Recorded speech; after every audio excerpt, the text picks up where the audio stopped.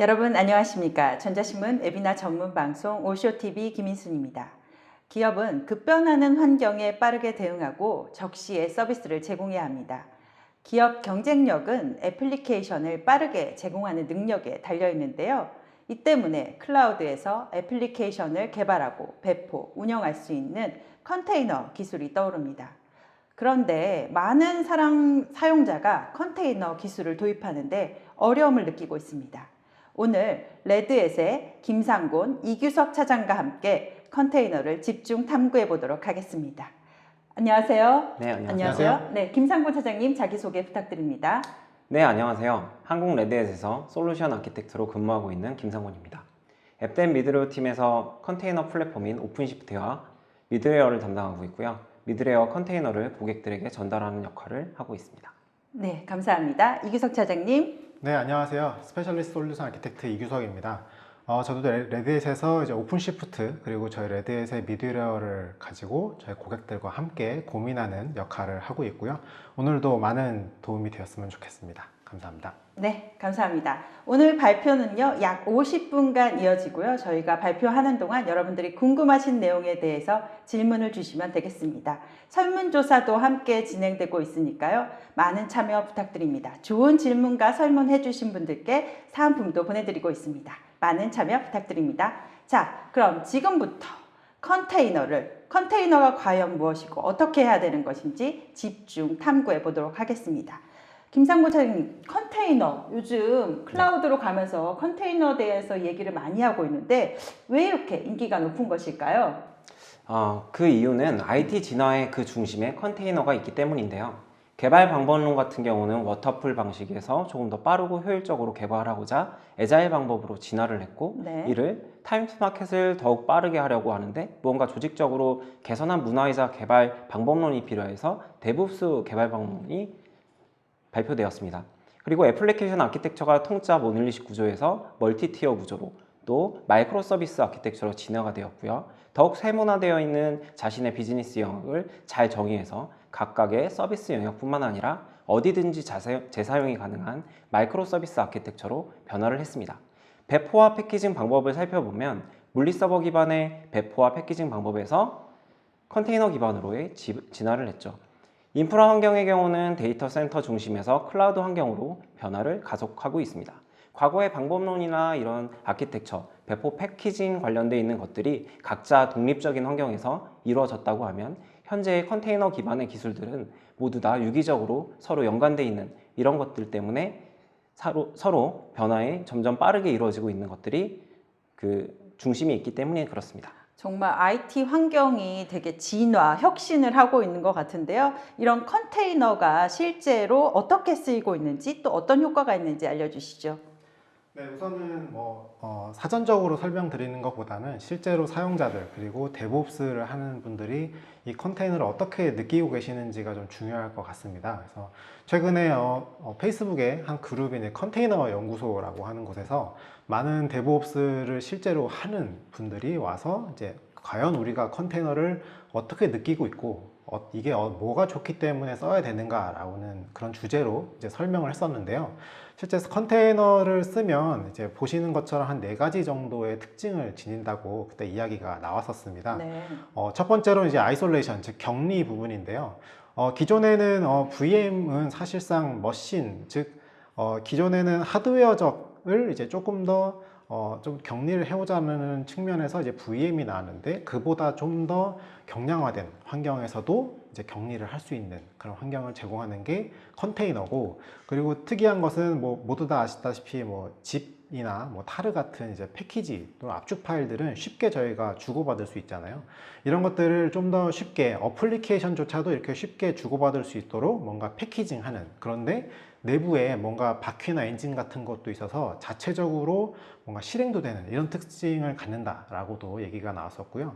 또 한 가지는 이제 개발자분들이 어플리케이션을 개발하고 다른 분들한테 나의 개발된 어떤 것들을 넘겨줄 때 실제로 다른 개발자분이 이거를 테스트하시려면 거기다가도 뭔가 설치를 하셔야 되고, 예를 들면 자바도 버전을 맞추셔야 되는 이런 여러 가지 것들을 맞춘 이후에 어플리케이션을 실행할 수 있었는데, 그게 아니라 그냥 개발자들끼리 쉽게 이 패키징된 어플리케이션을 주고받고 실행시키고 이렇게 쉽게 개발할 수 있는 환경이 되더라라는 케이스가 있었어요. 그래서 마지막으로는 결국 VM은 하드웨어로부터의 어떤 독립이다라고 한다면 컨테이너는 OS부터로의 독립이지 않은가 이렇게 또 설명을 해주셨습니다.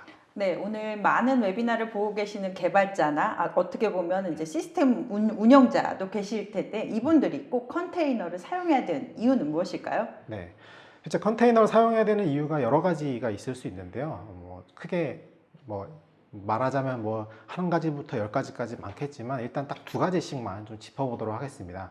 첫 번째로 개발자 측면에서는 일단 앞서도 한번 특징에서 나왔지만 일관성 있는 개발 그리고 실행 환경이 주어집니다. 즉 내가 개발한 어떤 특정 어플리케이션이 다른 누군가에게 갔을 때도 동일하게 동작한다라는 장점을 갖게 되고요.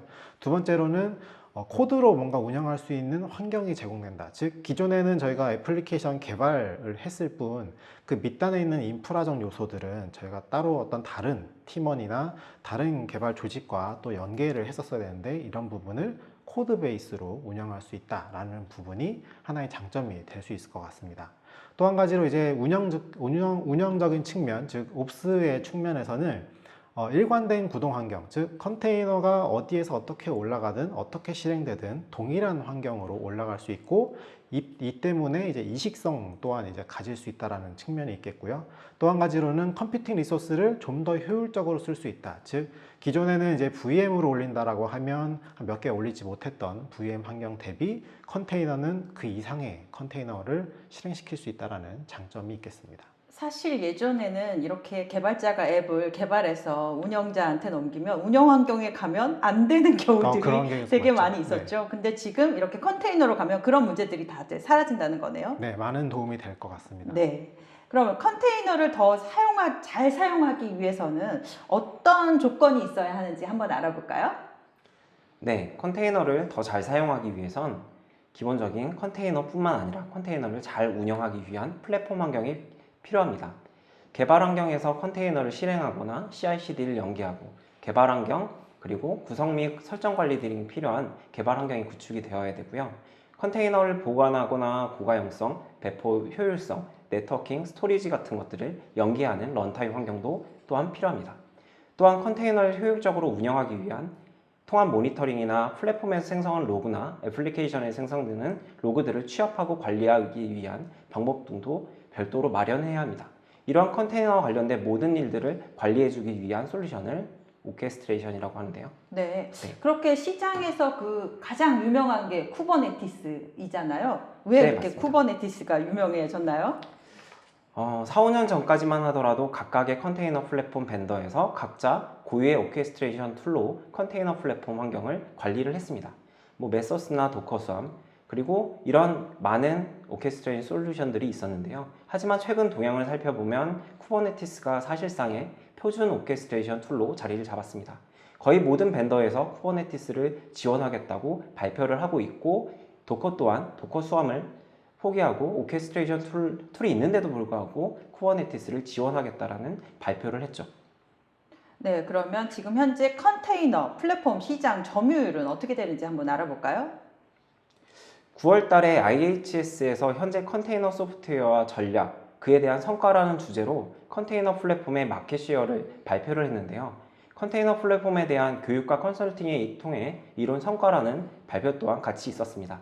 레드햇은 44%라는 압도적인 점유율을 기록하고는 시장의 리더이고 마켓 시어가 높다는 것은 조금 다른 말로 풀이하자면 컨테이너와 같은 최신 기술에 대한 지원이나 신기술을 조금 더 안정적으로 빠르게 지원받을 수 있다는 것도 또한 같이 의미하고 있습니다. 네, 지금까지 컨테이너가 무엇이고 왜 필요한지에 대해서 알아봤는데요. 지금부터는 레드햇의 오픈시프트 사례를 공유하면서 구체적으로 살펴보도록 하겠습니다. 네, 처음에는 이제 저희가 왜 컨테이너 플랫폼을 쓰게 되는지 그리고 컨테이너로 어떻게 발전했는지에 대해서 말씀드리고 마지막에 이제 저희가 많은 사례를 가지고 있다라고 말씀드렸잖아요. 네. 거기에 기반해서 현재 외국에서 사용하고 있는 오픈시프트는 대체 어떤 용도로 쓰고 있는지를 좀 먼저 말씀드리는 게 좋을 것 같아요. 네, 많은 그 웨비나 보시는 분들이 다른 기업이 어떻게 했는지 사례를 많이 궁금해하세요. 네, 네, 맞습니다. 하나하나 찾아보도록 네. 하겠습니다. 우선 국내 사례에 앞서서 외국 사례를 먼저 말씀드리고자 하는데요. 그 이유는 이제 저희 국내보다는 해외에서 좀 더 이 컨테이너를 도입하는 움직임이 좀 더 빠르게 일단 이루어지고 있고요. 첫 번째 사례로는 이제 프랑스에 있는 오렌지라고 하는 기업. 여기는 이제 국내 텔레콤 같은 기업인데요. 네, 여기서도 이제 기존에 이제 두 가지 측면에서 이제 고민을 했었습니다. 이제 이아스를 과연 해야 되는가, 혹은 파스 기반의 컨테이너로 해야 되는가, 이런 네. 고민들을 하셨는데, 결국은 우리가 원하는 어떤 비즈니스의 어떤 빠른 회전율이나 혹은 빠른 어떤 어플리케이션 개발을 위해서는 일단 파스로 가야겠다. 네. 그래서 컨테이너를 선택하시게 된 케이스가 되는 거고요.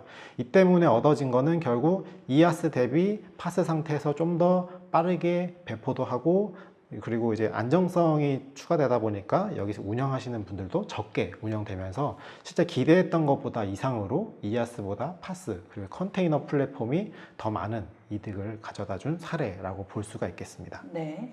다음 사례도 함께 보실까요?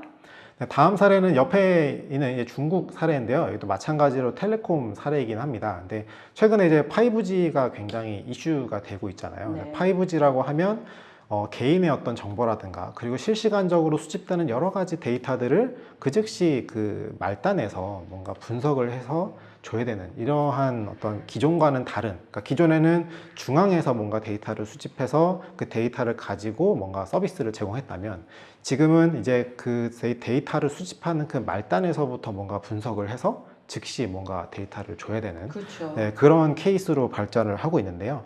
이 차이나 모바일 같은 경우에는 이제 엣지라고 하는 이제 말단 서비스의 이 컨테이너 팜을 구성해 놓고 분석하는 이런 아키텍처를 구성해서 이제 테스팅을 진행을 했었습니다. 네. 뭐 아키텍처적으로 보면 이제 앞서 보시는 대로 이제 엣지 컴퓨팅 오퍼레이션에서 이 컨테이너 플랫폼을 구축해서 사용을 했었고요. 하나의 사례로는 결국은 이제 도로상에 왔다 갔다 하는 자동차들을 분석해내는 이런 비디오 분석에 대한 비즈니스 사례가 됩니다. 뭐 이거를 뭐 실제 어떻게 적용했는지까지는 저희가 알지는 못하더라도 네. 오픈시프트를 그쪽에 선택한 이유는 결국 여러 가지 면에서 이제 성숙했다라는 측면이 가장 컸고요. 두 번째로는 보안적으로도 이게 굉장히 큰 장점이 있었기 때문에 이제 오픈시프트를 가지고 이런 사업을 진행하시게 된 케이스가 되겠습니다. 프랑스나 중국 같은 경우 다 이제 이렇게 텔코 통신사에서 서비스를 도입을 했네요. 사실은 이렇게 통신사들이 매우 보수적이고 안정된 기술만 쓰는 곳들이잖아요. 네. 네. 실제 그러면 국내에서는 또 사례가 있었나요? 네, 국내 사례에 대해서 조금 설명드리도록 하겠습니다. 네. 최근에 레드 포럼에서 발표된 사례인데요. 클라우드 사업을 담당하셨던 팀장님께서 직접 발표를 해주셨었죠. A은행 같은 경우는 2017년부터 내부적으로 클라우드 퍼스트 전략을 가지고 인프라를 점차적으로 클라우드로 옮기는 이런 작업들을 진행을 하고 있었는데요. 네. 사전 검증 형식으로 프로젝트를 한국의 퍼블릭 클라우드에서 총괄 관리를 하고 개발이 끝난 이것들을 해외 지사에 운영하는 글로벌 대역의 시스템을 구축을 진행을 했습니다. 개발에서부터 런칭까지 약 7개월 정도가 소요됐고요. 해당 프로젝트는 글로벌 핏테크 업체들에게 API 서비스를 오픈하기 위한 성격의 프로젝트였는데요. 하이브리드 클라우드 기반으로 컨테이너 플랫폼을 구축됐다는 특징 또한 가지고 있습니다. 즉 내부 은행에서 개발한 어떤 프라이빗 클라우드 환경에서 개발하고 전 세계 어떤 지역이든 쉽고 빠르게 퍼블릭 클라우드로 전환할 수 있는 하이브리드 클라우드 전략을 적용한 사례라고 볼 수 있고요. 클라우드 부분을 담당하시는 수석님께서 프로젝트 결과 발표 때 해주신 말씀이 있는데, 실체가 무엇인지 알 수 없었던 데브옵스에 대한 실체화를 시킨 것이 컨테이너와 MSA 결합이라고 생각한다는 말씀을 해주셨던 그런 사례가 되겠습니다. 네. 다 아실 만한 큰 은행인데요. 구체적으로 회사명은 밝힐 수 없고요. 두 번째 사례도 함께 보시죠. 네, 다음 사례는 제조 B사의 스마트 팩토리 프로젝트의 경우 공장에서 발생한 수많은 IoT 센서들이 공장 라인에서 나오는데, 이런 데이터들을 저장해야 하는데 여기서 나오는 데이터들을 수집, 가공, 분석하는 시스템입니다. B사의 경우는 수많은 공장의 IoT 센서들을 발생하는 빅데이터들을 데이터 가공 처리를 오픈시프트 위에서 진행한 사례입니다. 결국 빅데이터를 위한 가공 처리 과정에서 필요한 데이터를 컨테이너 플랫폼에서 진행을 한 거죠.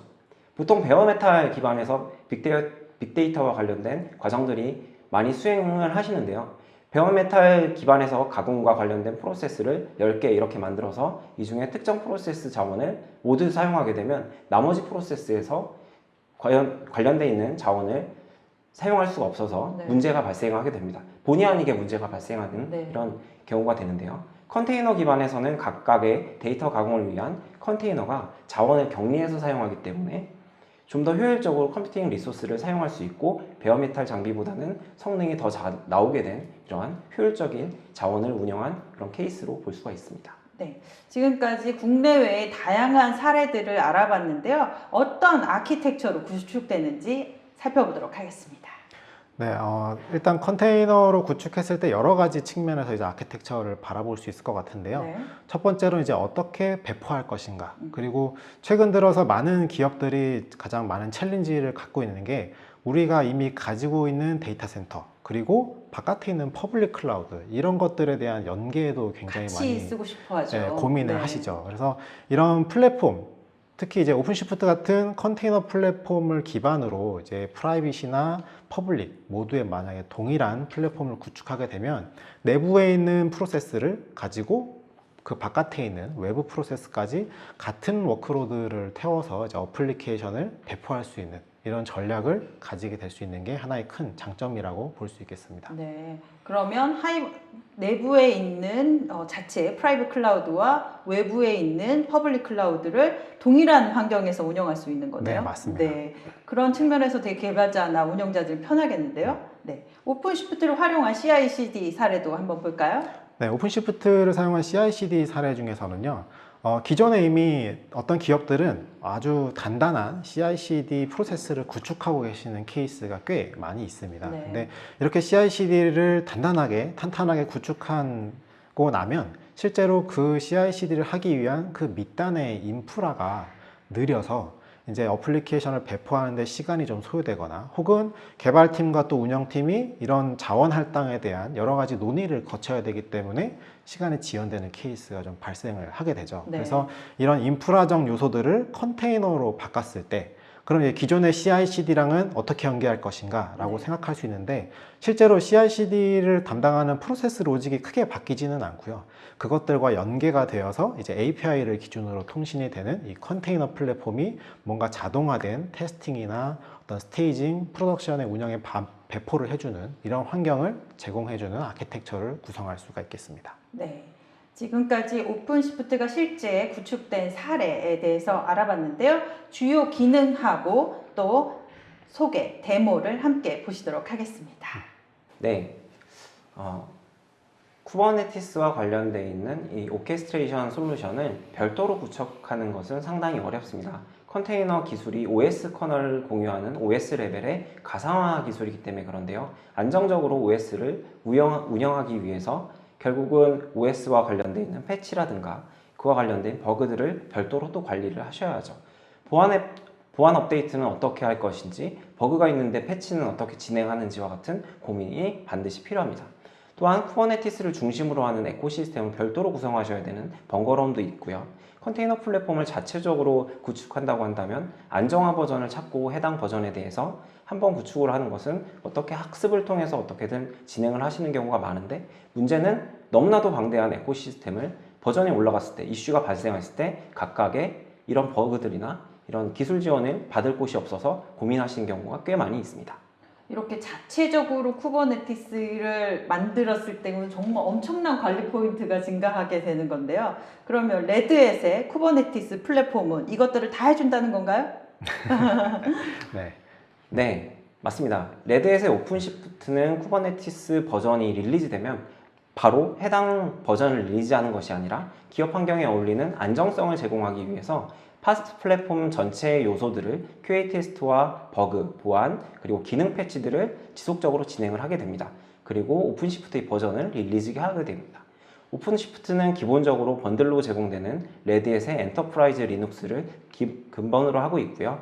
코어 OS 또한 같이 번들로 제공을 합니다. 또한 CI/CD 툴로 젠킨스를 기본 기본으로 제공을 하고 있고, 만약 기존 운영하시는 CI/CD 파이프라인과 연계가 필요하다면 손쉽게 연계하실 수 있는 이런 파이프라인 또한 구성하실 수가 있습니다. 컨테이너 플랫폼에서 발생하는 통합 로그나 이런 시각화 도구들도 오픈시프트에서 기본적으로 제공하는 것들로 사용을 하실 수가 있고요. 4점대 버전부터는 더욱 개발자와 운영 관리를 지원하기 위한 기능들이 추가되었는데요. 컨테이너 플랫폼에서 발생하는 다양한 요구사항들을 포함한 움직임들이 포함되어 있습니다. 네, 개발자가 훨씬 더 사용하기 쉽게 변한 것 같은데요. 오픈시프트 4의 로드맵은 어떻게 되나요? 4점대의 가장 큰 변화라고 한다면 레드햇 엔터프라이즈 리눅스 코어 OS가 포함되어 있고 통합으로 관리해졌다. 그리고 이 코어 OS조차도 오픈시프트 클러스터 내에서 함께 설치되어지고 버전이 관리된다는 큰 특징을 가지고 있습니다. 네. 오픈시프트는 클러스터에 대한 전체 스택을 손쉽게 설치하거나 확장할 수 있는 기능들이 이렇게 포함이 되었는데요. 개발에 관련되어 있는 부분들 그리고 어플리케이션에 관련되어 있는 부분들도 모두 다 4점대에서는 향상된 것으로 확인하실 수가 있습니다. 네. 자, 그럼 지금부터는 데모를 직접 보면서 오픈시프트의 자세한 기능들 살펴보도록 하겠습니다. 네, 데모는 총 3가지를 준비했는데요. 일단 첫 번째 데모는 라이브로 진행을 하고요. 네. 두 번째, 세 번째는 이제 일단 저희가 녹화한 영상으로 일단 진행을 하도록 하겠습니다. 네. 네, 첫 번째는 이제 저희 오픈시프트의 서비스 메시 기능입니다. 실제 고객분들이 최근에 이제 MSA를 기반으로 한 프로젝트를 많이 고민을 하고 계세요. 네. 근데 이런 MSA, 즉 마이크로한 이 서비스들을 어떻게 관리할 수 있을 것인지에 대해 굉장히 많은 고민을 하고 계시고 알아보시다 보니 이제 서비스 메시까지 이제 오시는 케이스가 있는데요. 이 오픈시프트의 서비스 메시는 근본적으로는 이제 가운데에 보이시는 이제 istio라고 하는 오픈 소스가 기준으로 되어서 이런 트래픽에 대한 룰을 관리하고 매니지먼트 하는 역할을 담당하고 있고요.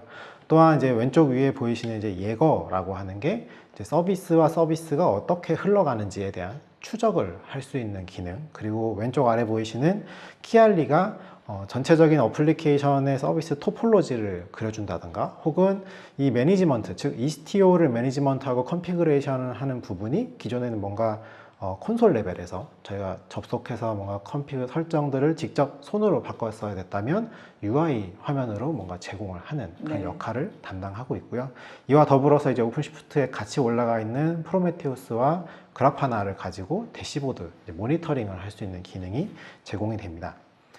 데모를 하기에 앞서서 좀 역사를 알려드리면 한 2012년도 이제 워낙 유명한 넷플릭스에서 이제 이 마이크로 서비스 그리고 이 서비스 메시를 하기 위한 프레임워크를 이미 만들어서 그 넷플릭스가 저희가 알고 있는 그 넷플릭스 맞죠? 네, 맞습니다. 네. 그 넷플릭스죠. 네. 그래서 이미 만들어서 오픈소스로 공개를 했죠. 그래서 워낙에 유명한 이제 넷플릭스 OSS인데 실제로 이 넷플릭스 OSS를 가지고 현 시점에서 MSA를 하려고 하니 너무도 많은 공수가 든다라는 얘기가 들리죠. 네. 그러니까 예를 들면 어플리케이션 모두에 뭔가 이 라이브러리를 심어야 되고 설정을 해야 되고 컨피그레이션 관리를 해야 되는 이런 입장에 놓여지는 거죠. 네. 그래서 쿠버네티스가 나온 이후에 나온 것이 이제 istio라고 하는 것인데 istio의 목적은 기존에는 어플리케이션 혹은 라이브러리에서 하는 이런 여러 가지 것들, 즉 개발 쪽에서 뭔가 했어야 되는 것들을 플랫폼에서 해보자 네. 라는 취지에서 나온 것이고 결국 기존의 비즈니스 로직은 그대로 가고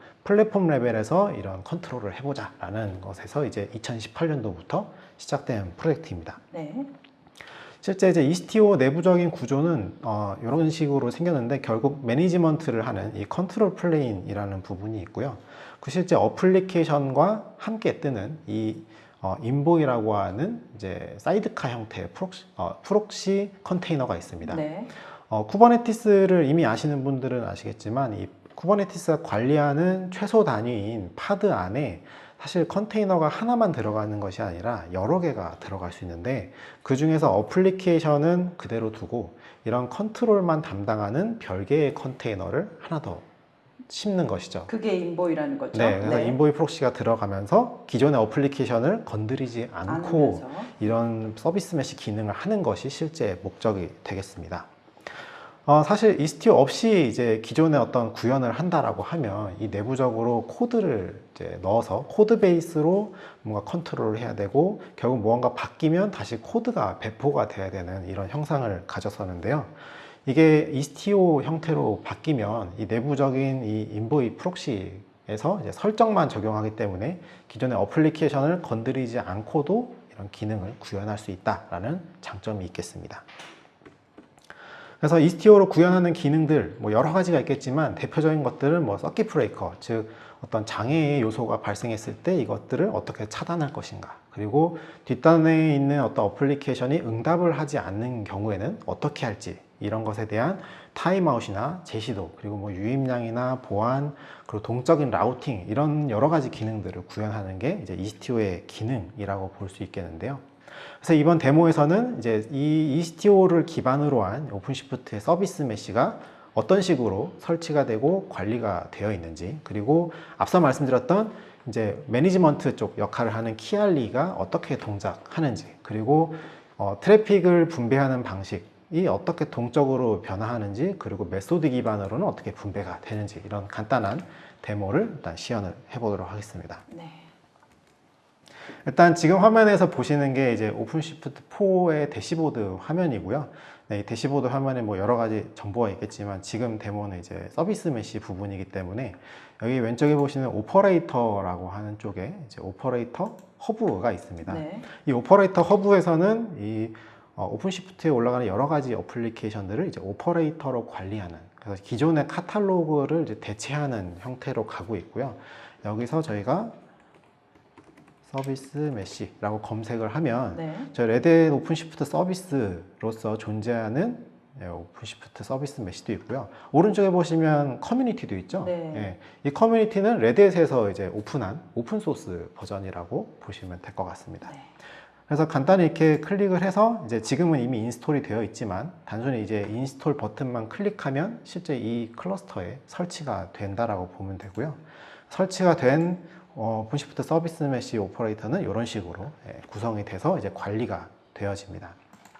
실제 구성 요소를 보면 이 서비스 메시에 이런 두 가지 요소가 있고요. 그리고 지금 현재 제가 설치해 놓은 것은 이제 컨트롤 플레인이라고 해서 이런 것들을 운영하는 컨트롤, 즉 앞서 설명드렸던 매니지먼트를 담당하는 것들이 이미 컨테이너로 배포가 되어 있습니다.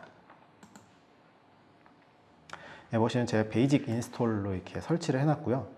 이 오퍼레이터로 설치를 하게 되면 이 안에 리소스, 즉 컨테이너들이 이렇게 많이 이제 뜨게 되는데 네. 실제로 ECTO를 쿠버네티스에 자체적으로 설치를 하게 되면 이런 설치에 대한 프로세스를 이제 개인이 혹은 누군가가 다 일일이 뭔가 버전에 맞춰서 설치를 해야 되는 상황이 되는 것이죠. 그런데 그것이 아니고 오퍼레이터가 이 설치에 대한 기능 그리고 라이프 사이클을 관리하기 때문에 ECTO와 관련된 것들이 이제 같이 설치가 되고 관리가 된다라고 보시면 될 것 같습니다. 그리고 이번 데모에서 보여드릴 어플리케이션은 실제 ECTO의 사이트에 들어가시면 보이는 실제 이그젠플을 가지고 동일하게 구현을 한 거고요. 네. 이렇게 동일한 어플리케이션을 쓴 이유는 이제 나중에 비교해 보시기 쉽도록 하기 위해서 제가 동일한 어플리케이션을 일단 준비를 했습니다. 그래서 실제 ECTO라고 하는 오픈소스 프로젝트에 있는 여기 북인포 어플리케이션이 있어요. 네. 이 북인포 어플리케이션을 가지고 동일하게 이제 시연을 할 텐데요. 보시는 바와 같이 이제 저희가 이 페이지를 호출하면 여기 오른쪽에 보이시는 리뷰 버전이 1, 2, 3번이 있습니다. 네. 그래서 이 1, 2, 3의 별이 바뀌면서 어떤 식으로 동작하는지가 리뷰 1은 네. 별이 없고 리뷰 네. 2가 검정별, 리뷰 3는 빨간별이네요. 이렇게 네. 구분하면 될 것 같은데요. 맞습니다. 네. 네. 그렇게 보여지는 거고요. 여기 보시면 이 샘플 이렇게 제가 올려놓았고요. 지금 보시면 이제 오른쪽에 보시면 이제 까만 별, 뭐 빨간 별 이렇게 뜨지 않는 이런 식으로 패턴 세 가지 버전이 보이네요. 네, 이렇게 운영이 되는데 지금 보시면 이제 각각의 버전에 따라서 라운드 로빈을 하고 있죠. 그렇죠. 뭐 1번도 갈 수도 있고 2번도 갈 수도 있고 자 그런 설정이 어떻게 되어 있는지 한번 살펴보도록 하겠습니다. 이 화면이 이제 키알리라고 하는 화면이고요. 네. 자 키알리에서 보시면 이제 앞서서 보셨던 그 그림의 형태가 실제 토폴로지 형태로 이렇게 나오는 것을 네. 확인할 수가 있고요. 제가 앞서 요청했던 그 라우팅 테이블대로 뭐 프로덕트 페이지부터 시작해서 뭐 리뷰는 어떤 것을 참조하는지 어떻게 경로가 흘러가는지에 대해서 확인할 수가 있고요.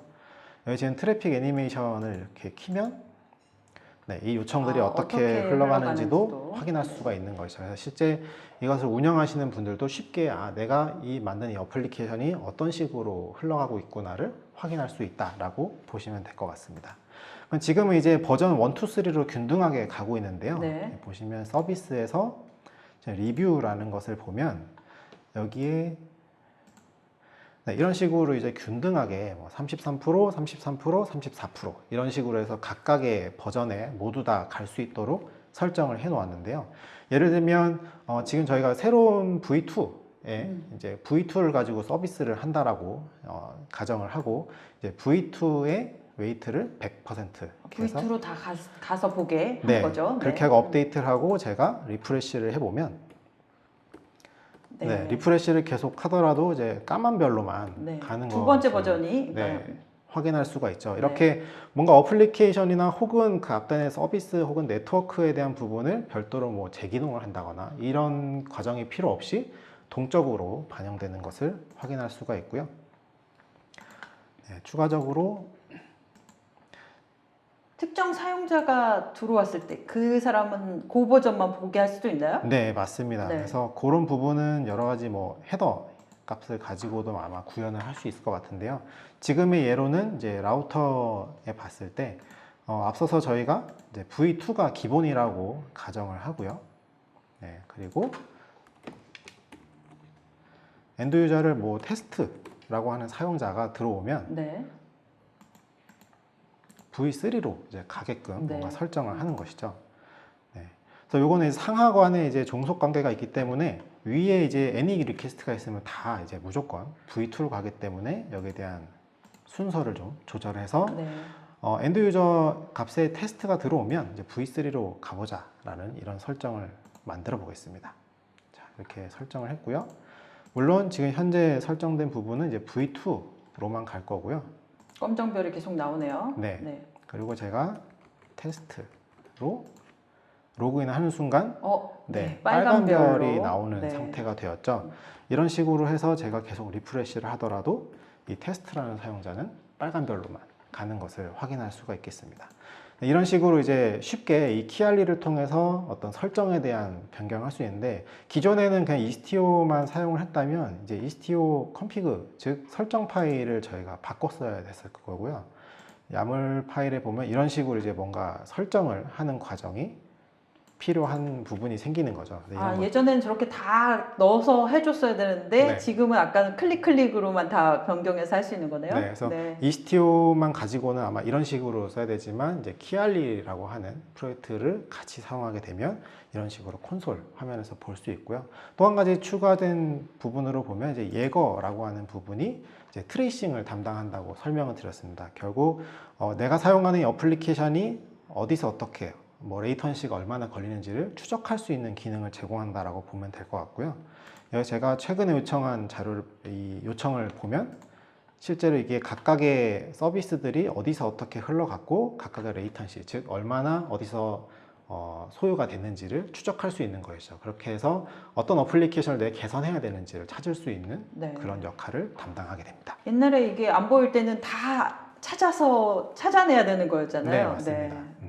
그러면 두 번째 데모 함께 보시도록 하겠습니다. 이번에 소개해드릴 데모는 커스텀 HPA, 즉 호리젠탈 파드 오토 스케일링이라는 기능에 대해서 알려드리도록 하겠습니다. 간단하게 말씀드리면 사용자 정의를 통해서 파드를 오토 스케일링하는 기능이라고 보시면 되는데요. 이전에 오픈시프트 3.0 버전 같은 경우는 힙스터를 통해서 수집된 CPU와 메모리 이런 것들을 통해서 제공하던 것을 커스텀 매트릭 API로 대체한 것입니다. 대표적인 커스텀 매트릭 API를 제공해 주는 건 프로메테우스 어댑터와 같은 모니터링 솔루션에서 제공을 하고 있고요. 프로메테우스에서 측정 가능한 모든 매트릭들이 기반이 되어서 이것들을 기반으로 커스텀 HPA를 만들 수가 있습니다. 뭐 예를 들면 파드에 생성되는 어떤 트래픽이라든가 아니면 네트워크에 들어오는 이런 것들을 통해서 리퀘스트와 같은 네트워크 기반의 지표를 통해서 파드 오토 스케일링이 가능해지는 것입니다. 그럼 구체적으로 어떻게 되는지 살펴보도록 하겠습니다. 네, 적용된 프로메테우스의 HPA 상태를 일단 먼저 확인을 하고 커스텀 HPA 테스트를 진행해서 오토 스케일링하는 기능에 대해서 확인을 하도록 하겠습니다. 네. 네, 우선 오픈시프트 클러스터 플랫폼의 컨테이너 플랫폼에서 이제 데브 콘솔 부분에 들어가서 팟 상태를 확인하고 팟 상태가 지금 하나인 것을 확인을 했고요. 그리고 어드민스트레이션 콘솔에서 통해서 HPA, 즉 커스텀으로 등록한 이런 지표들을 다시 한번 확인하겠습니다. 지금 HTTP 리퀘스트로 설정되어 있는 것들이 확인이 가능하고요. 다시 올라가서 개발자 콘솔을 통해서 확인을 해보면 지금 팟 상태가 하나인 것을 확인할 수가 있고요. 그리고 프로메테우스에서 수집되어 있는 지표들을 확인하면 지금 지표가 올라가지 않은 것을 확인할 수가 있습니다. 그럼 이제 부하를 주기 시작할 건데요. 네. 부하가 들어가면 API로 수집된 리퀘스트를 통해서 파드들이 늘어나는 것을 확인할 수가 있는데요. 이때 수집되는 지표는 1분 단위로 지표를 수집하기 때문에 커스텀 매트릭들이 기반이 돼서 HPA를 통해서 올라가는 파드들의 수는 조금 시간이 걸릴 수가 있습니다. 네. 지금 그래서 계속 올라가고 있는 거죠? 네, 네. 지금 이렇게 파드 수가 방금 올라가시는 것을 확인할 수가 있고요. 그리고 리퀘스트는 계속 증가하는 것을 확인할 수가 있습니다. 지금 파드가 4개로 확장되는 것을 아까 하나였는데 네, 지금 4개가 하나에서 됐네요. 네. 지금 2개, 3개, 네. 4개로 확장되고 또 더불어서 7개까지 가고 있는 네, 건가요? 맞습니다. 네. 네, 맥스 리플리카 셋 개수까지 지금 증가를 하고 있는 모습을 확인할 수가 있습니다. 네. 지금은 4개까지 올라왔고요. 네. 6개가 됐네요. 네. 7개. 네. 네. 이렇게 CPU 기반보다는 네트워크나 다른 지표들을 통해서 이렇게 커스텀한 매트릭들을 통해 파드의 수를 늘리는 것을 확인할 수가 있습니다. 네, 다음 데모로 네, 다음 데모 또 보실까요? 이어가도록 하겠습니다. 네.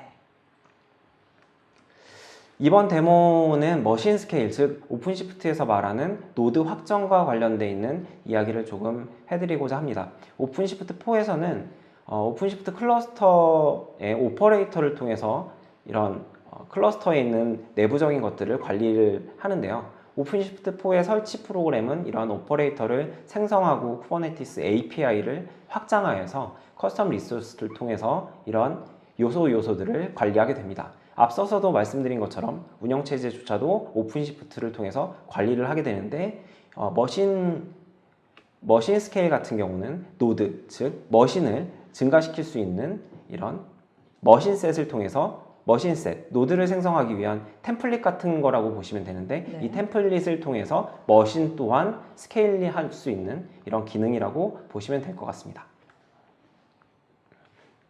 머신셋을 일단 설정해서 템플릿 파일이라고 앞서서 이제 잠깐 설명을 드렸는데 이 머신셋을 설정하고 머신을 동적으로 증가시키는 기능에 대해서 살펴보도록 하겠습니다. 네, 우선 어드미니스트레이션 콘솔의 어플리케이션 컴퓨트 노드를 선택을 하고요. 템플릿에 해당하는 머신셋 기능을 사전에 정의한 SSD2A라고 사전에 정의한 야물 파일을 확인해 보도록 하겠습니다. SSD를 사용하고 있다라고 하는 그런 네임을 주고요. 레이블 또한 이렇게 달아 놓았습니다. 네. 이 사전 정의되어 있는 머신셋을 통해서 머신을 동적으로 증가할 수가 있는데요. 카운트를 한번 증가시켜 보도록 하겠습니다. 네. 이 데모에서는 3개의 머신을 추가해서 확장되어 있는 머신들이 이렇게 3개 3개로 늘어났네요. 늘어나고 네. 있는 것을 확인할 수가 있고요. AWS를 통해서 CLI 명령을 날리고 그를 통해서 이제 생성하는 거기 때문에 시간이 조금 걸릴 수가 있습니다. 그렇기 때문에 완료되는 데까지는 조금 시간이 걸려서 나머지 부분들은 조금 스킵하도록 하겠습니다. 네. 그러니까 기존에는 파드만 이제 스케일이 됐다라는 네. 측면에서 본다면 원래는 이제 오픈시프트의 노드를 증가시키는 거에 있어서는 별도의 작업이 사실 필요했었죠. 네. 그러니까 뭐 OS도 새로 깔아야 되고 패키지도 설치해야 되고 앤서블도 수정을 해서 네. 다시 뭔가 실행을 시켜야만 이제 클러스터 자체가 이제 늘어날 수 있다라고 볼 수 있었는데 지금은 이제 오픈시프트 자체에서 뭔가 API를 가지고 이 밑단에 있는 인프라적 요소까지도 이제 확장할 수 있는 그런 기능이 추가됐다라고 보시면 지금도 보니까 되게 클릭 몇 번으로 바로 확장되는 것 같은데요. 네. 네. 개발자분들이나 운영자분들이 아주 네. 쉽게 쓸 수 있는 플랫폼인 것 같습니다. 지금까지 데모를 함께 봤는데요. 레드햇 오픈시프트의 방향성과 비즈니스 가치는 어떻게 되는지 총정리해 보도록 하겠습니다. 네. 우선은 저희 기존에 이제 앞서 저희 로드맵에서 한번 설명드렸지만 이제 기존의 오픈시프트는 쿠버네티스 자체에 뭔가 포커싱을 하고 있었죠. 그래서 쿠버네티스에서 어떤 기능이 되는지 혹은 쿠버네티스에서 관리하는 어플리케이션들의 매트릭은 어떻게 수집을 할지 로그는 어떻게 수집할지 약간 이런 측면이었다면 지금은 이제 데모에서도 보셨겠지만 그 밑단인 OS 즉 머신 레벨에서부터는 어떻게 관리를 할 것이고 그리고 처음에 이제 서비스 메시에서 보셨던 이제 어플리케이션의 라이프 사이클은 어떻게 관리할지 이런 약간 위와 아래 모두 다 커버리지를 하려고 하는 네. 이런 하나의 패키지 형태로 이제 방향성을 가지고 가고 있고요. 특히나 오퍼레이터 같은 경우에는 이제 어플리케이션이 실제 컨테이너를 구축을 하면 컨테이너를 하나로만 저희가 서비스를 하는 게 아니고 여러 가지 어플리케이션들을 나눠서 특히나 이제 MSA 같은 형태가 되면 되게 수많은 어플리케이션들을 다 한꺼번에 관리를 해야 되게 되는데 여기에 대한 어떤 버전 관리라든가 패치라든가 설치 이런 것들을 뭔가 저희가 퍼블릭 클라우드처럼 사스 형태처럼 저희가 그 인스톨 한번 클릭만으로도 네. 설치가 되게 하는 이런 경험을 제공하는 그럼과 동시에 뭐 서버리스트라든가 혹은 서비스 메시 이런 기능들을 통해서 뭔가 더 개발 친화적인 워크로드를 만드는데 집중을 하고 있습니다. 네. 그리고 마지막으로는 이제 마이그레이션 툴이 이제 생겼고요. 네. 오픈시프트 3 버전에서 4 버전으로 쉽게 업그레이드 할 수 있는 이제 마이그레이션 툴을 제공을 합니다. 그래서 기존에 뭐 오픈시프트 3를 쓰셨다면 이것을 이제 오픈시프트 4, 즉 오픈시프트 4가 제공하는 여러 가지 어떤 기능이나 유틸리티 이런 것들을 쓰시기 위해서는 뭔가 쉽게 옮겨갈 수 있는 그런 툴이 제공된다는 것이 가장 큰 변화일 것이라고 생각합니다. 네, 지금까지 레드햇과 함께 컨테이너가 무엇이고 어디까지 왔는지 그리고 레드햇이 제공하는 오픈시프트 4에 대해서 자세히 알아봤습니다. 저희가 발표하는 동안 여러분들이 정말 많은 질문 주셨는데요. 질문에 답변해드리도록 하겠습니다. 설문조사도 여전히 진행 중이니까요. 많은 참여 부탁드립니다. 자, 첫 번째 질문 보도록 하겠습니다. 기존 퍼블릭 클라우드는 각자의 K8s를 구성하여 지원하고 있습니다. 오픈시프트도 퍼블릭 클라우드에서 사용하려면 어떤 차이가 있을까요? 하고 질문 주셨는데요. 어느 분이 답변해 주실까요? 일단 제가 대답하도록 하겠습니다. K8s가 이제 쿠버네티스의 약자처럼 약자군요. 이제 사용이 네. 되고 있는데요. 기존 퍼블릭 클라우드를 각자의 쿠버네티스, 그러니까 아마도 이제 퍼블릭 클라우드가 뭐 여러 개를 쓰시던 한 가지 퍼블릭 클라우드 쓰시던 거기에 쿠버네티스를 올려서 뭔가 서비스를 하고 계신다라고 볼 수 있을 것 같은데요. 오픈시프트도 마찬가지로 모든 퍼블릭 클라우드에 이미 다 올라가게 이미 구성이 되어 있고 네. 그리고 또 특히나 이제 AWS도 있고 또 애저 같은 경우에도 ARO라고 하는 애저, 레드햇, 오픈시프트라고 하는 서비스도 이제 올라가 있죠. 이런 서로 다른 쿠버네티스가 아닌 동일한 오픈시프트로 이제 퍼블릭 클라우드의 구성을 하게 되면 앞서 보셨던 것처럼 이제 멀티 클라우드 혹은 하이브리드 클라우드의 워크로드를 좀 더 쉽게 구성할 수 있다는 장점이 있을 수 있습니다. 즉, 각각의 퍼블릭 클라우드에서 제공하는 이제 매니지드 쿠버네티스를 포함해서 개인이 개별적으로 뭔가 쿠버네티스를 만들던 이런 것들은 서로 다른 환경에 그리고 다른 어떤 버전이 될 수도 있고 뭔가 관리상으로도 서로 약간 이견 혹은 다른 환경이 될 수도 있겠죠. 이런 것들을 이제 하나의 환경으로 통합함으로써 오픈시프트가 실제 어디에 있든 즉 퍼블릭에 있든 프라이빗에 있든 혹은 퍼블릭이라 하더라도 어떤 사업자에게 올라가 있던 그 서비스들을 하나의 워크로드로 관리할 수 있다. 이런 장점이 있을 수 있다고 생각합니다. 네. 다음 질문 보도록 하겠습니다. 요즘 구글이나 AWS 등 메이저 클라우드 업체에서는 GK나 EKS, 저는 모르는 많은 암호들이 등장하고 있는데요. 네. 편리하게 쿠버네티스를 사용하도록 하고 있습니다. 오픈시프트는 주로 온프라미스 환경에서 사용하는 용도로 보면 될까요? 하고 질문 주셨는데요. 앞에서 이규석 차장님이 말씀해 주신 부분의 연장선상이라고 보면 될 것 같은데요. 네. 요즘 구글이나 AWS 등에서도 GK나 EKS 같은 쿠버네티스 기반의 어떤 서비스들을 내놓고 있죠. 하지만 오픈시프트 같은 경우는 그런 퍼블릭 클라우드에도 잘 올라갈 수 있고 오픈시프트 내부적으로 온프라미스 환경에서도 잘 올라가고 또 프라이빗 클라우드에서도 잘 작동하는 이러한 멀티 클라우드 또는 하이브리드 클라우드에서 잘 작동할 수 있도록 이렇게 돕고 있는 그런 솔루션이라고 보시면 될 것 같습니다. 네, 오늘 아까 설명해 주셨었죠. 그냥 퍼블릭 클라우드나 프라이빗 클라우드에서나 네, 같은 관리를 할 수 있다는 점이 네. 되게 강점이었던 것 같은데요. 네. 그렇죠? 예, 다음 질문 보도록 하겠습니다. 오픈시프트는 레드햇 OS 위에서 동작하게 되는 건가요? 네, 이 부분은 이제 아마도 그 설치가 되는 플랫폼 단에 말씀하신 것 그 같은데요. 질문이신 것 같은데요.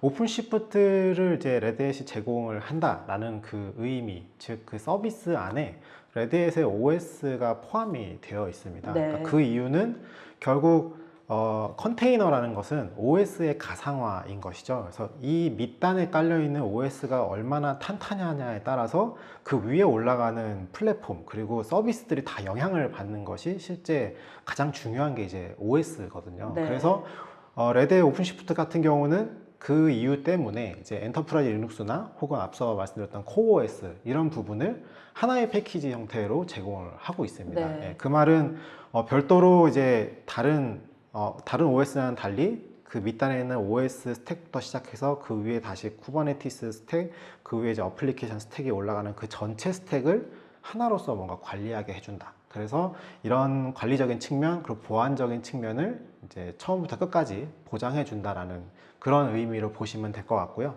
그래서 이제 단순히 이제 레드 OS 위에서 동작하게 되는 건가요? 라고 물으신다면 다른 네. OS는 안 되는 네, 지원하지 않는 않습니다. 부분이죠. 네. 레드햇 OS. 근데 어차피 레드 OS 같이 제공해 주시는 거잖아요. 네, 맞습니다. 네. 별도로 뭐 오픈소스니까 사실 구매하시는 건 아니잖아요. 오픈시프트 자체에 레드에서 OS들이 다 포함이 되어 있기 네. 때문에요. 네. 뭐 사용하시는데 크게 뭐 추가적인 어떤 비용이 발생한다거나 하진 않습니다. 네. 다음 질문 보도록 하겠습니다. 전통적인 방식으로 개발 완료된 시스템을 부분적으로 컨테이너화하는 게 가능할까요? 전체 새로 작업하지 않고요. 이거 정말 실제 이제 개발하고 계신 분인 것 같은데요. 예. 많은 시스템들이 있잖아요. 근데 어떤 부분은 컨테이너로 가고 싶고 아닌 것들 그대로 놔두고 싶고 이런 분들 되게 많으실 것 같아요. 네. 그래서 저런 질문 주신 것 같은데 답변을 좀 부탁드립니다. 전통적인 방식에서 개발하신 모놀리식 어플리케이션을 이렇게 컨테이너로 옮기는 리프트 앤 시프트 방식으로 옮기는 방법이 있고요. 네. 그리고 컨테이너화하지 못하는 어플리케이션 같은 경우는 부분적으로 제외하고 연동을 할 수 있는 방법들이 제공되어지고 있습니다. 네. 그런 뭔가 이렇게 솔루션 같은 것도 제공하는 건가요, 레드에서? 사실 이제 기본적으로 이제 어플리케이션 마이그레이션 툴킷이라고 해서 저희 디벨로퍼 레드닷컴에 가시면 이제 네. 그냥 무료로 받아서 실제로 테스트해 보실 수도 있고요. 진짜 많은 고객분들이 우리는 아직 베어메탈 혹은 VM 환경에서 어플리케이션을 운영하고 있는데 컨테이너가 좋다는데 대체 어떻게 가야 되느냐라고 질문을 많이 하세요. 그렇죠. 근데 네. 사실 이 컨테이너로 가면서 많은 고객들이 뭔가 바꿔야 되고 뭔가 더 개선해서 올려야 되겠다라는 이제 큰 욕심이라고 할까요? 예, 그런 많은 부분을 고려해서 가시려고 하지만 실제로 저희가 처음 제안해 드리는 부분은 기존에 있는 것을 그냥 컨테이너로만 일단 먼저 올리시고 네. 그 다음에 컨테이너로의 최적화를 하시는 게 맞다라고 일단 일단 말씀을 컨테이너로 올리고 네. 그 다음에 네. 왜냐하면 컨테이너로만 어플리케이션이 올라가더라도 리소스적인 세이브가 굉장히 많이 되거든요. 네. 약 한 10에서 20% 정도 리소스를 세이브할 수 있는 것으로 나와 있습니다. 네. 그렇게 해서 저기 질문 주신 분들처럼 네. 나눠서 할 수도 있고 전체를 다 올릴 수도 있고 네. 그런 상황이네요. 네, 맞습니다. 네. 다음 질문 보도록 하겠습니다. 많은 부분이 자동화할 수 있어 좋은 점이 많이 보입니다. 다만 변경 관리 측면에서 제한이 있을 텐데 좋은 방안이 있을까요? 제한이 있나요? 변경 관리 측면이 되게 잘 되는 제품으로 저는 오늘 느꼈는데요. 좀 그 네. 부분에 대해서 다시 한번 설명해 주시면 어떨까요? 변경 관리를 뭐 여러 가지 측면에서도 볼 수 있을 것 같은데요. 우선은 어플리케이션 관점에서 좀 얘기를 해본다면요. 네. 일단 오픈시프트 내부적으로 컨테이너의 레지스트리가 있기 때문에 컨테이너 이미지들을 관리를 하고 있습니다. 네. 그 말은 새로운 컨테이너가 올라오면 기존에 있는 컨테이너는 그 이미지는 유지가 된 채로 새로운 서비스가 이제 런이 되는 거죠. 근데 만약에 뭔가 롤백을 하고 싶다라고 한다면 실제 이 롤백 되는 이미지 그리고 이 이미지와 함께 동작하는 설정 파일들이 함께 저장되어 있어서 네. 쉽게 롤백을 할 수 있는 그런 케이스도 제공이 되고요. 또 이제 외부에 있는 CI/CD 툴 같은 워낙 젠킨스 같은 게 이제 워낙 유명한 툴이긴 한데 네. 이런 젠킨스 같은 툴 혹은 별도의 형상 관리 툴들과도 쉽게 연동을 해서 할수 관리할 있는. 수 있기 때문에 네. 이런 변경 관리가 좀 수월하게 이제 구축할 수 있다. 이렇게 말씀을 드리면 될 것 같습니다. 네, 알겠습니다. 다음 질문 볼까요? 컨테이너의 장점은 빠른 설치와 성능인데 반해 보안적인 측면, 즉 루트 계정이 뚫리면 모든 서비스 보안이 와해되는 측면이 있는데 개선점이 있을까요? 하고 이제 보안에 대한 질문 주셨는데요. 어느 분이 답변해 주실까요? 네, 오픈시프트와 같은 솔루션에서는 7가지 기능으로 보안적인 요소들을 보완하고 있는데요. 네. SE 리눅스 기술을 통해서 기본적인 격리가 가능하고요. 네. 더불어서 시큐리티 컨텍스트를 통해서 루트 계정은 사용하지 못하도록 기본적으로 막고 있습니다. 네. 타 플랫폼 같은 경우는 이런 것들을 막지 않거나 또는 그냥 넘어가는 경우들이 있죠. 네. 그런 점이 다른 점으로 답변해 주셨습니다.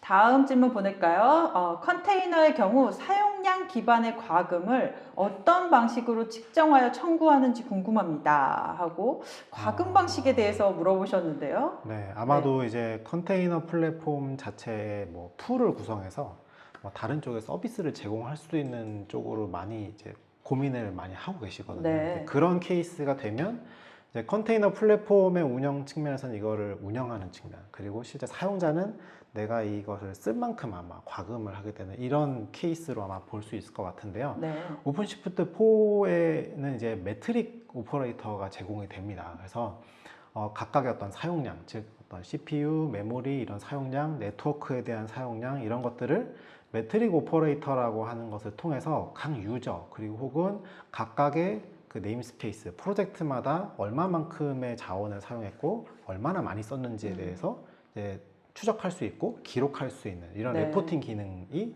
일단 오퍼레이터 형태로 이제 추가가 되었습니다. 그럼 그거를 기반으로 과금을 하면 되겠네요. 그걸 기준으로 이제 과금 정책을 만들면 이제 좀 정확하게 정량화 시켜서 과금을 할 수 있는 체계를 만드실 수 있는 거죠. 네. 다음 질문 드리도록 하겠습니다. 열심히 들으셨는데 약간 혼돈이 있으시대요. 그러면 오픈시프트와 쿠버네티스와가 어떤 점이 다르고 특장점, 그러니까 오픈시프트와 쿠버네티스의 특장점을 좀 정리를 해주시면 좋을 것 같은데요. 아까 그 장표가 있었던 것 같은데요. 쿠버네티스를 DII로 만들었을 때 네, 되게 복잡하고 어려운 상황이었잖아요. 그거를 다시 설명해 주시면 좋을 것 같아요. 네. 네. 네. 네. DII의 쿠버네티스와 비교를 해보자면 쿠버네티스는 오픈 소스죠. 이 오픈 소스를 바로 사용하게 되면 어떤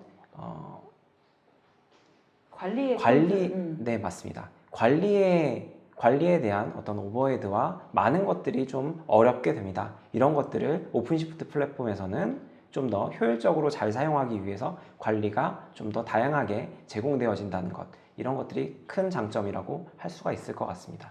예를 들면은 CI/CD 파이프라인 아니면 뭐 모니터링이라든가 아니면 로그 수집 이런 것들도 다 포함되어 있고, 그리고 OS마저도 제공되어지고 함께 번들로 이렇게 포함되어 있다라는 측면에서 큰 장점이 될 것 같습니다. 네. 다음 질문 보도록 하겠습니다. 여러분 질문 되게 많이 주셨는데요. 네, 다음 질문 보도록하겠습니다. 레드햇에서 젠킨스를 이용하여 CI를 연동하여 사용 중입니다. 예, 직접 사용하고 계신 사용자세요. 그런데 젠킨스가 자바 가상 머신 기반이라서 한 달만 지나면 메모리 낭비가 엄청 심합니다. 혹시 레드햇에서 릴리스하고 있는 CI 솔루션은 없는지요? 네. 네. 사실 많은 고객들이 네. 물어보시는 아, 그래요? 부분이긴 네, 한데요. 네, 네, 네. 저희가 이제 오픈 소스 기반이다 보니까 저희가 이제 특정 오픈 소스, 그러니까 아마도 가장 많이 인기 있다라고 하는 부분을 저희가 나름 이제 인티그레이션을 해서 제공을 하고는 있습니다. 네. 근데 이제 젠킨스 같은 경우도 이제 오픈시프트에 인베딩 돼서 사용할 수 있는 용도로 사용을 하고 있는데 방식이 이제 마스터 젠킨스를 올려두고 저희가 이제 컨피그 맵 같은 거를 제공해서 실제 슬레이브 젠킨스가 떠서 그 슬레이브 형태의 젠킨스가 빌드를 하고 그리고 빌드가 끝나면 얘는 이제 없어지는 약간 네. 이런 형태로 이제 CI/CD를 저희가 만드는데요. 현재까지는 이제 젠킨스 기반으로 되어 있고요. 향후에 이제 저희 로드맵에서 보셨을 수도 있겠지만 테크톤이라고 하는 이제 최근에 발표된 이제 빌드 관리 툴을 쿠버네티스 네이티브 CI/CD 툴이라고 할까요? 이런 테크톤이라고 하는 것도 이제 CI/CD로 하나의 프로젝트로 이제 승격돼서 들어올 예정으로 되어 있고요. 지금 다음 버전에서는 아마 테크 프리뷰 단계로 들어올 것이고 4.4 버전에서는 아마 정식적으로 GA가 돼서 릴리즈될 것으로 예상되고 있습니다. 네. 네. 네, 마지막 질문 보도록 하겠습니다. 온프로미스 환경에서 오픈시프트를 구성할 때 최소로 필요한 노드, 서버는 몇 대인가요? 하고 질문 주셨는데요. 최소라고 하신다면 오픈시프트 3 같은 경우에는요. 네. 한 대만 있어도 일단 네. 구성이 가능하고요. 네. 근데 이제 대부분 운영 환경에서는 이제 HA를 고려해서 이제 구성을 하시게 되죠. 네. 그래서 보통은 이제 마스터 3대, 뭐 노드 2대, 뭐 인프라 2대 이런 식으로 이제 구성을 하는 게 일반적이긴 하시죠. 근데 이제 최소 사항을 물어보셨으니까 네. 오픈시프트 3 기준으로는 최소 한 대만 네. 있으면 되고요. 오픈시프트 4 4로. 기준으로는 최소 3대. 네. 네, 세대 오픈시프트 정도는 4는 있어야 조금 됩니다. 더 늘어나네요. 네, 오픈시프트 4가 되면서 그 내부에 들어있던 여러 가지 인프라 요소들을 마스터가 가지고 있지 않고 외부 자원을 쓰게끔 좀 변동이 됐어요. 그건 네. 이제 안정성 측면이라고 좀 볼 수 있을 것 같습니다. 네, 자 오늘 레드햇과 함께 컨테이너 기술이 무엇이고 레드햇의 오픈시프트 4 컨테이너 플랫폼 기술에 대해서도 알아봤습니다. 오쇼TV는 오늘 여기까지입니다. 시청해주신 여러분 감사합니다.